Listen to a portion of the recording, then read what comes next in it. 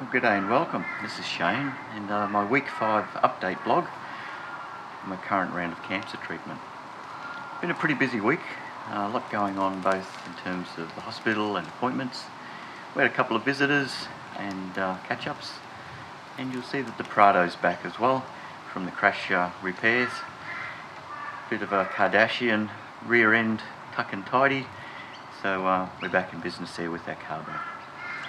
Anyhow, I might grab a coffee and I'll be back shortly and fill you in on the details. Good day and welcome back.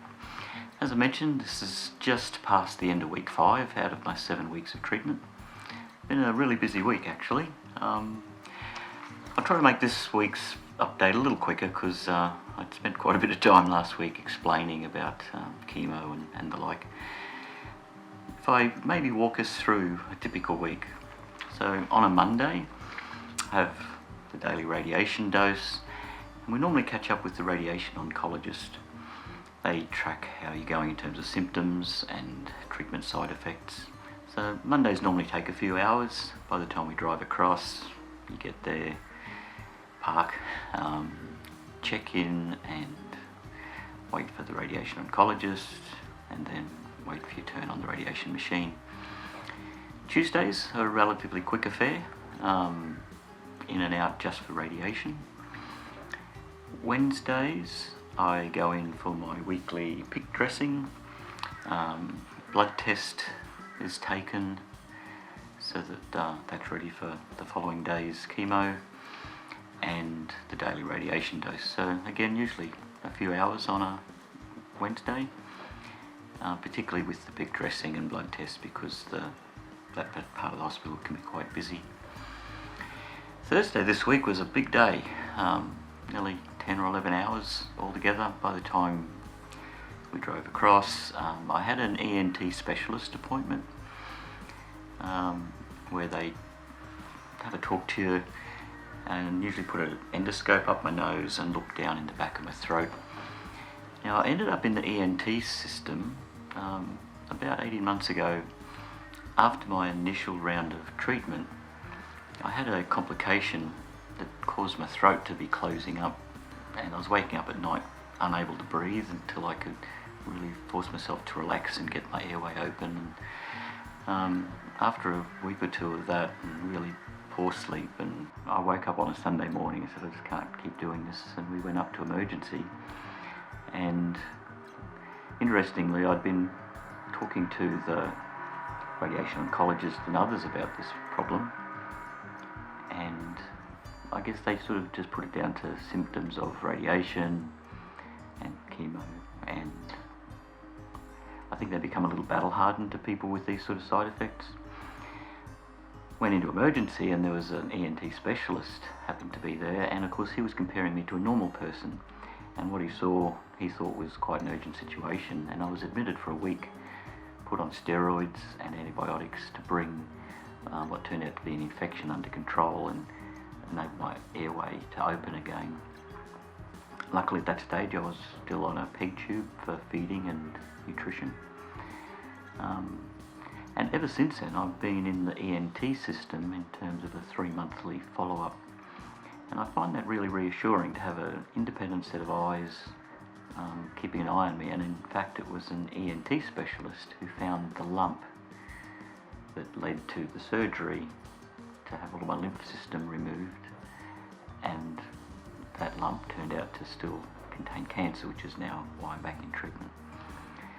So it's another example of the more people you have looking at you, whether it be through clinical trials, alternative specialists and doctors, really gives you the best shot at identifying and dealing with any cancer, whether it be the initial or recurrence.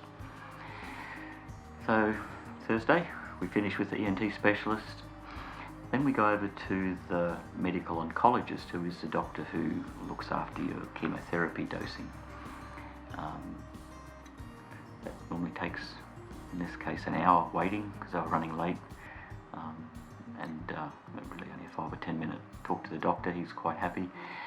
Probably the main thing for me this week, my blood platelets, which are the part of your blood that clots when you have a cut or that type of thing, are quite low. They've dropped below the the 150 count, which is where they start to become a little bit more concerned about if you were to cut yourself, or if you have a fall. Bruising and bleeding can be a little more difficult to control, and that partially explains why my PICC line has been bleeding spontaneously, because if there's anything that will cause a leak there, the platelet count is low and won't cause that. And coincidentally last Sunday I had to go in for another PICC dressing. I just woke up in the morning and it had made a mess of itself, so it partially explains that. It's not just me overdoing it after all, but I do have to take a bit more care there. Then eventually we go out the back of the what they call the day treatment unit, which is where the chemotherapy is administered.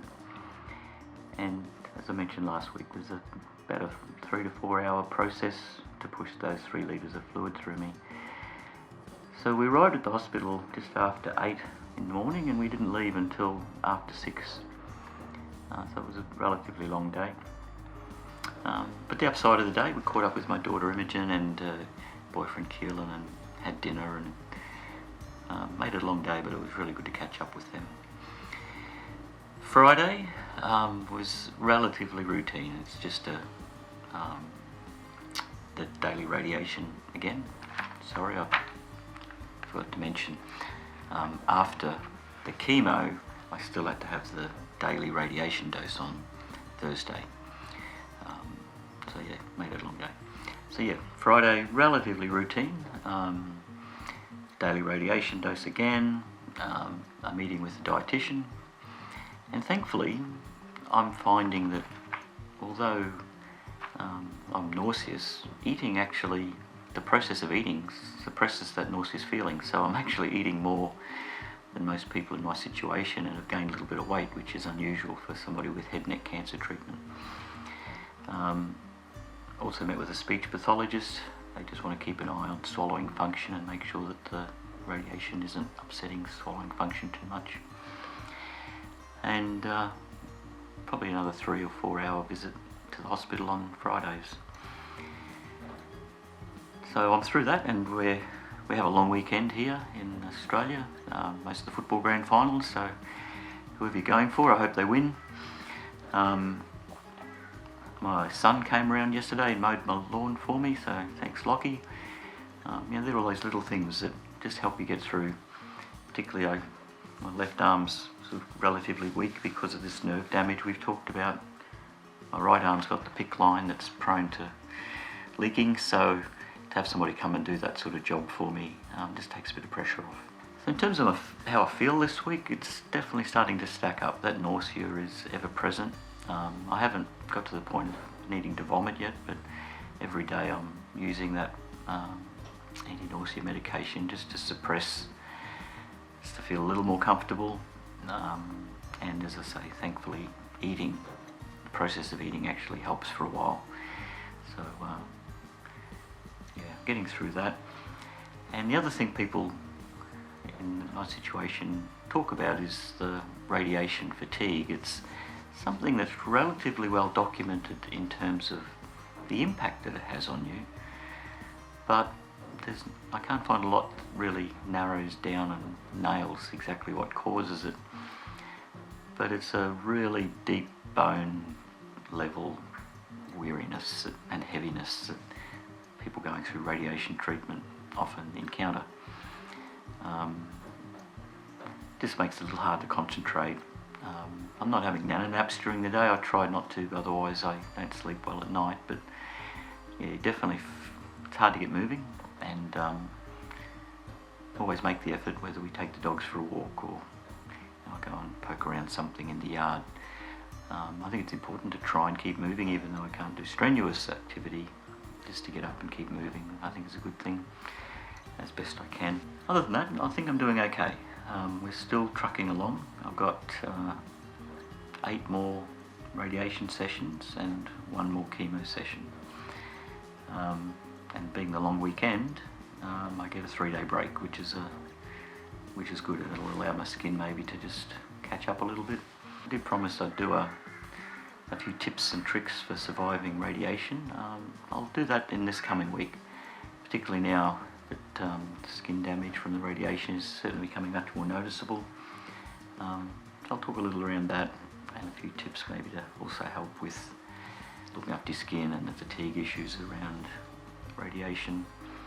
And if you're having it in that sort of primary area of your throat, some of the important things to keep in mind in terms of your oral health while you're surviving radiation. As always, I really appreciate those comments and messages of support. If you have any questions, please jump in there on YouTube or the Cancer Community Forum. If I can give you any advice on what's worked for me, or if you're concerned about what might be ahead of you, more than happy to give you my view on what might work for you or what you may have to deal with. Well, thanks again for joining me on my journey through cancer treatment.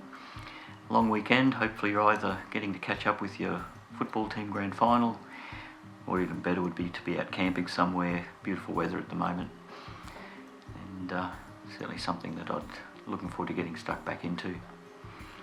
Especially now the Prado's back from repair, we've got wheels to get off-road again. Anyhow, enough of that.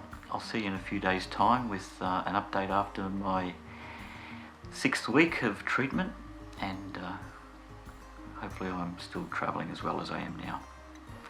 Talk to you soon.